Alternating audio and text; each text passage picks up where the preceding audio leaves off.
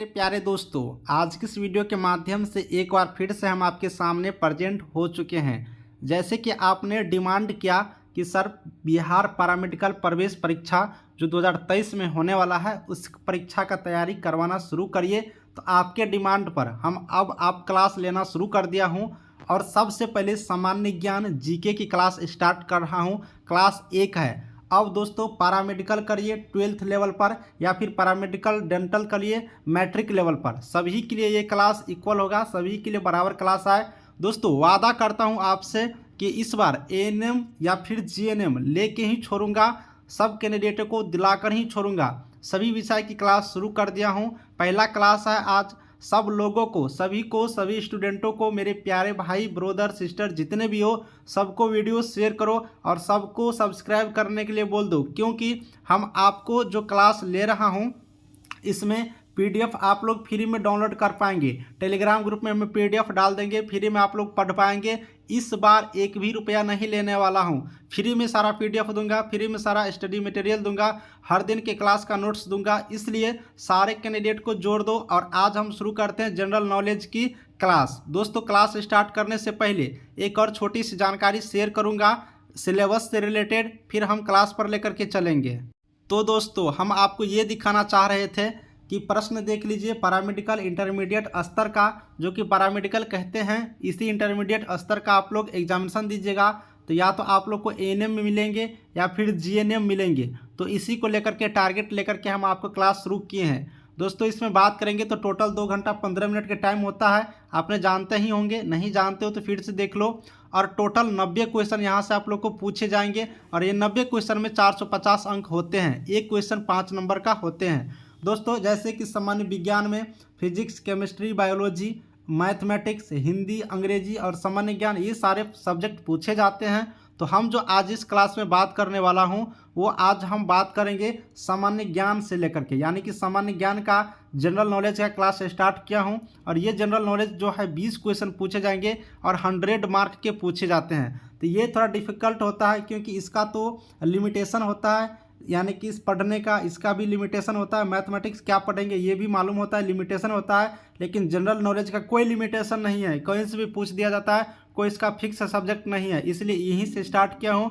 तो चलिए आपने सिलेबस देख लिया, 20 क्वेश्चन हम लोग को पूरा टारगेट करना है, 20 में कम से कम 15 बना करके आना है। साथ ही दोस्तों ये अगर 15 बन जाता है तो आप लोग को 75 नंबर आ जाएंगे, तो बहुत ही ज़्यादा मार्क आपको यहाँ से मिल जाएंगे। तो चलिए क्लास स्टार्ट करते हैं। सबसे पहले नंबर 1 क्वेश्चन को लेकर के। तो मेरे प्यारे साथियों हम आ चुके हैं क्लास पर और ये जनरल नॉलेज की class fast information YouTube channel पर आप लोग देख रहे हैं। चलिए हम पहला क्वेश्चन लेते हैं। पहला क्वेश्चन की बात करेंगे तो नंबर 1 क्वेश्चन मेरा पहला है आज की वीडियो में। ये मेरा क्वेश्चन है, बिहार शासन कौन सा अंग विधानसभा के प्रति उत्तरदायी है? यानी कि बिहार का जो शासन है, बिहार का जो यहाँ पर प्रशासनिक शासन है, उसमें कौन सा अंग है जो आपको विधानसभा के प्रति उत्तरदायी होते हैं? विधानसभा, बिहार में सुन लीजिए क्या क्या है, विधानसभा है और विधान परिषद है, ठीक है, ये चीज़ देख लीजिएगा, विधानसभा और विधान परिषद है, इस चीज़ को आप लोग ध्यान से देखेंगे। और विधानसभा के सीटों की संख्या 243 है, इस चीज़ को आप लोग याद रखेंगे, ये कभी कभी पूछ लिए जाते हैं। उसी तरह से विधान परिषद भी है, विधान परिषद सब जगह नहीं होते हैं लेकिन बिहार राज्य में हैं, इस चीज़ को याद रखेंगे। अब कौन से शासन जो है विधानसभा के प्रति उत्तरदायी होते हैं, ये 4 क्वेश्चंस का ऑब्जेक्टिव का यहाँ पर दिया गया है। तो ऑप्शन देख लेते हैं, कार्यपालिका, न्यायपालिका, विधान परिषद या फिर इनमें से कोई नहीं। तो बताइए कौन सा ऐसा अंग है जो विधानसभा के प्रति उत्तरदायी होते हैं? तो विधानसभा के जो प्रति उत्तरदायी होते हैं वो कार्यपालिका होते हैं। कार्यपालिका एक ऐसा अंग है जो विधानसभा के प्रति उत्तरदायी होते हैं। चलिए नेक्स्ट क्वेश्चन देख लेते हैं। नेक्स्ट क्वेश्चन की बात करेंगे तो इसमें ये मेरा नेक्स्ट क्वेश्चन है, आप लोग ध्यान से देखेंगे इस क्वेश्चन को, कि राष्ट्रीय कृषि और ग्रामीण विकास बैंक की स्थापना किस पंचवर्षीय योजना के अवधि में हुआ था? सबसे पहले जब देश आज़ाद हुआ और उसके बाद जब पंचवर्षीय योजना शुरू किया गया, तो यहाँ पर पूछा जा रहा है कि राष्ट्रीय कृषि और ग्रामीण विकास बैंक की जब स्थापना हुआ तो इसे किस पंचवर्षीय योजना के अंतर्गत रखा गया था? तो मेरा ऑप्शन है चौथी पंचवर्षीय योजना, पाँचवीं पंचवर्षीय योजना, छठी या फिर 8वीं। तो दोस्तों बता दूं कि राष्ट्रीय कृषि और ग्रामीण विकास बैंक की जो स्थापना हुआ था तो छठी पंचवर्षीय योजना के अंतर्गत रखा गया था। ठीक है, तो यहाँ से आंसर याद रखेंगे, छठी पंचवर्षीय योजना जिसके अंतर्गत राष्ट्रीय कृषि और ग्रामीण बैंक की स्थापना को रखा गया था। दोस्तों यहाँ से हम लोग बात कर लेते हैं, एक क्वेश्चन है कि जनगणना किस सूची के अंतर्गत आते हैं। सबसे पहले ये चीज़ देख लीजिए, जनगणना 10 वर्षों पर होता है। ठीक है, जनगणना जो है वो 10 वर्ष के अंतराल पर होता है। यहाँ पर अगर बात करिएगा तो पिछले बार 2011 में जनगणना हुआ था, अब 2021 में जनगणना होना था, लेकिन 2021 में जो ये लॉकडाउन की प्रक्रिया चल रही थी उसी की वजह से नहीं हो पाया। अब आगे होना है तो ये 10 वर्ष के अंतराल पर जनगणना होते हैं। तो कह रहा है कि इस सूची के अंतर्गत जनगणना को रखा जाता है। ठीक है, तो यहाँ से हम लोग याद रखेंगे, सूची 3 प्रकार के होते हैं। पहले क्लियर हो जाइए पूरा डिटेल्स में, फिर ऑप्शन लगाइएगा। सूची जो होता है ये सूची, ये 3 प्रकार के होते हैं, संघ सूची, राज्य सूची और समवर्ती सूची। तो ये 3 ही में से कोई सूची में से होंगे। तो अब 3 सूची हो गया, ये कंप्लीट। जनगणना 10 वर्ष के अंतराल पर होता है, ये भी समझ गए। तो ये दोनों क्वेश्चन क्लियर हुआ। अब बात करते हैं इस क्वेश्चन में कि किस सूची के अंतर्गत आता है। तो जनगणना जो है वो संघ सूची के अंतर्गत आते हैं, याद रखेंगे, जनगणना संघ सूची के अंतर्गत आते हैं। दोस्तों अब बात करते हैं यहाँ से, भारत का संविधान किस सूची के अंतर्गत आते हैं। भारत का जो संविधान बना हुआ है वो किस सूची के अंतर्गत आते हैं। सबसे पहले दोस्तों यहाँ से एक क्वेश्चन और क्लियर करेंगे, संविधान। अब संविधान शब्द जो आया तो संविधान दिवस हम लोग कब मनाते हैं, संविधान दिवस, ये क्वेश्चन बिल्कुल रूप से याद रखिए, संविधान दिवस कब मनाते हैं, ये क्वेश्चन बहुत बार आप पूछा जा रहा है। ठीक है, तो संविधान दिवस हम लोग प्रत्येक साल 26 नवंबर को मनाते हैं। इस चीज़ को याद रखेंगे, 26 नवंबर को प्रत्येक वर्ष हम लोग संविधान दिवस मनाते हैं। तो ये क्वेश्चन क्लियर हो गया। अब बात कर लेते हैं इस क्वेश्चन पे कि भारत का संविधान किस सूची के अंतर्गत आते हैं। तो 3 सूची होता है, संघ सूची, राज्य सूची और एक होता है समवर्ती सूची। तो आप लोग को बताना है। अब देखिए, भारत की संविधान है तो ये राज्य सूची के अंतर्गत आएंगे नहीं, ये सेंट्रल की बात है, भारत की बात है। तो सिंपल सी बात है, ये संघ सूची के अंतर्गत आते हैं। तो यहाँ से ऑप्शन ए मेरा सही हुआ। और संविधान दिवस कब मनाते हैं, तो 26 नवंबर को। तो ये दोनों चीज़ यहाँ से याद रखेंगे। अब दोस्तों अगला क्वेश्चन हम लोग यहाँ से क्लियर करेंगे, मछली के यकृत में कौन सा विटामिन होता है। अब आप लोग देख लीजिए यहाँ से बहुत अच्छा क्वेश्चन है, कह रहा है कि मछली के यकृत में कौन सा विटामिन होता है। विटामिन का नाम आपने सुना है, तो अब देखिए, vitamin A, vitamin E, vitamin D या फिर विटामिन बी। तो मछली के तेल में कौन सा विटामिन होता है। तो यहाँ से हम लोग देख लेते हैं कि जब मछली के जो तेल होते हैं उसमें विटामिन डी होते हैं, याद रखेंगे। मछली की जो यकृत होता है उसमें विटामिन डी होते हैं, याद रखेंगे। विटामिन सी किस में होता है, जो खट्टा पदार्थ होता है, जैसे नींबू हो गया, उसमें विटामिन सी होता है, खट्टा पदार्थ में, याद रखेंगे। और विटामिन डी की बात करिएगा तो विटामिन डी जो है आप लोग को मछली के यकृत के तेल में पाए जाते हैं, इस चीज़ को याद रखेंगे। अब नेक्स्ट क्वेश्चन आप लोग देख लेते हैं।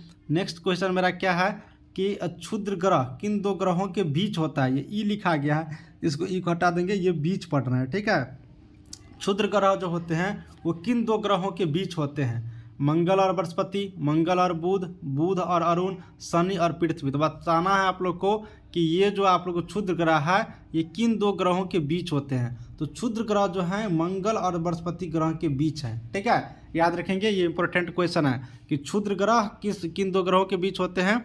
तो क्षुद्र ग्रह मंगल और बृहस्पति ग्रहों के बीच में होते हैं। अब दोस्तों हम लोग आगे बढ़ते हैं, तुलबुल परियोजना किस नदी पर है। अब देखिए, तुलबुल परियोजना किस नदी पर है, गंगा, ब्रह्मपुत्र, यमुना या फिर झेलम नदी। तो दोस्तों तुलबुल परियोजना जो है वो झेलम नदी पर है। किस नदी पर है, झेलम नदी पर है, याद रखेंगे इस चीज़ को। ठीक है, तो तुलबुल परियोजना किस नदी पर है, तो झेलम नदी पर है, इसको याद रखेंगे। अब मेरे प्यारे दोस्तों कह रहा है कि बाबरनामा के लेखक कौन थे। देखिए, बाबरनामा एक किताब का नाम है। अब इस किताब को किसने लिखा था, यानी कि इसका लेखक कौन है, इसके बारे में पूछ रहे हैं। तो ऑप्शन है मेरा अकबर, दूसरा है हुमायूं, तीसरा है बाबर, चौथा है सिकंदर। तो दोस्तों जैसे कि यहाँ पर लिखा हुआ है कि बाबरनामा के लेखक कौन थे, तो बाबरनामा के नाम से ही स्पष्ट है बाबर। ठीक है, तो यहाँ से याद रखेंगे बाबरनामा के लेखक कौन हो गए, तो बाबर। तो यहाँ से ऑप्शन अगर मैच कराइएगा तो ऑप्शन नंबर देख लीजिए सी में आपको बाबर मिल जाएंगे।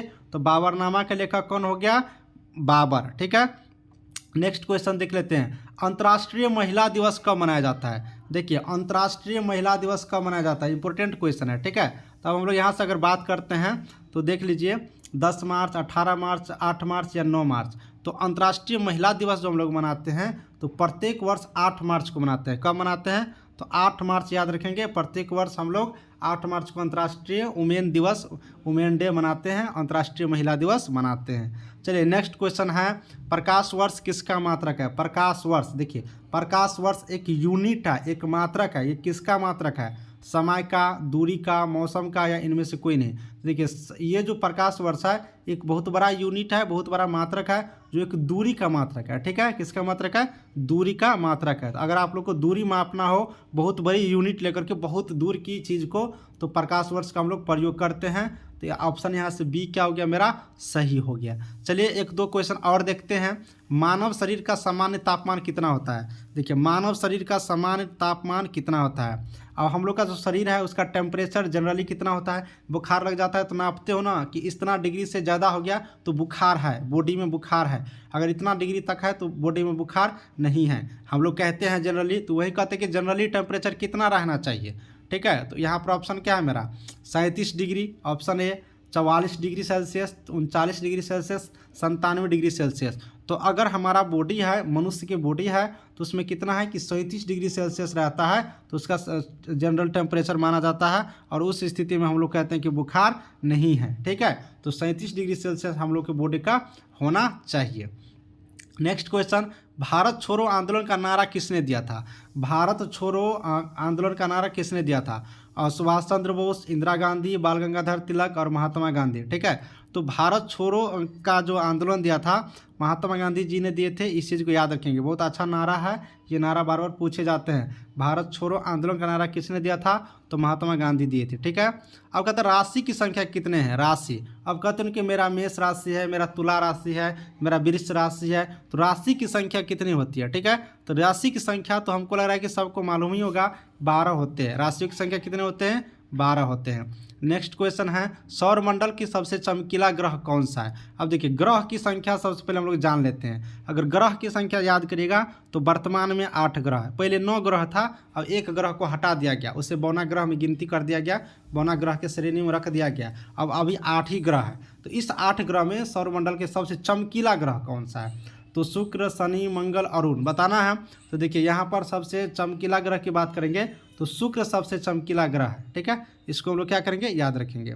अब एक क्वेश्चन और कर लेते हैं, फिर समाप्त करेंगे कि बिंदुसार किस वंश के शासक थे? बिंदुसार किस वंश के शासक थे? तुगलक वंश, मौर्य वंश, हर्यक वंश, या फिर इनमें से कोई नहीं। चलिए देखिए बिंदुसार किस वंश के शासक थे, ये हम लोग को देखना है। तो बिंदुसार जो है वो मौर्य वंश के शासक थे। किस वंश के? मौर्य वंश के। तो ऑप्शन नंबर यहाँ से बी हम लोग याद रखेंगे। तो दोस्तों आपने यहाँ पर 15 क्वेश्चन किया, जो कि पूरा डिटेल्स में आपको जानकारी दिए, और ये फर्स्ट क्लास था इसलिए ज़्यादा क्वेश्चन नहीं करवाया। अब आप लोग को नेक्स्ट जो मैं क्लास लूँगा, तो नेक्स्ट क्लास में थोड़ा लंबा क्लास लूँगा, कम से कम 30 मिनट का क्लास चलेगा, 30 से 45 मिनट का, और वहाँ पर 50 से 100 के बीच में हम क्वेश्चन कराएंगे प्रत्येक दिन, क्योंकि 15-15 क्वेश्चन करने से यहाँ पर बहुत ज़्यादा टाइम लग जाएगा, और हम चाहते हैं कि कम टाइम में आपको ज़्यादा पढ़ा दूँ। इसलिए आप लोग थोड़ा धैर्य बांध करके पढ़ते रहिएगा।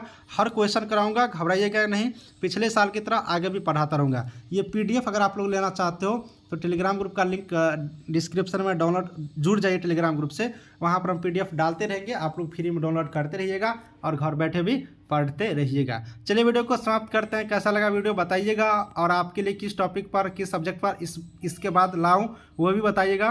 वैसे हम सारे सब्जेक्ट की क्लास अब शुरू कर दिया हूँ, बैक टू बैक क्लास आपको मिलता रहेगा। वीडियो को समाप्त करते हैं, तब तक के लिए बाय बाय।